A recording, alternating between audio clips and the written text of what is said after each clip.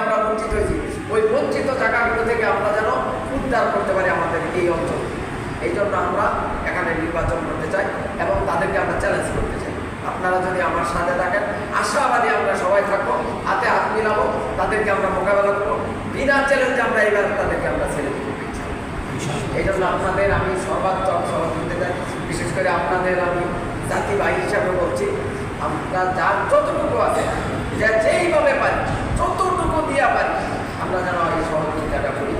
আল্লাহ আমার দিকে, আমার জন্য না, এটা দেশের একটা ইসলামী আগামী ইসলামী খেলাফত প্রতিষ্ঠার প্রাথমিক ভিত্তি মনে করি যে আমরা ওই জায়গায় কাজ করব। এই দেশে একটা ইসলামী খেলাফতের একটা পতাকা উদ্দিন করি। তার আগে যে অবকাঠামোর দরকার, সেই অবকাঠামোতে আমরা যাতে ধাক্কা দিতে পারি, একটা দেয়াল যাতে বাঁধতে পারি, পাঁচিকটা যাতে চূর্ণ বিচূর্ণ করতে পারি, তার জন্য আমি আপনাদের সর্বাত্মক সহযোগিতা করি।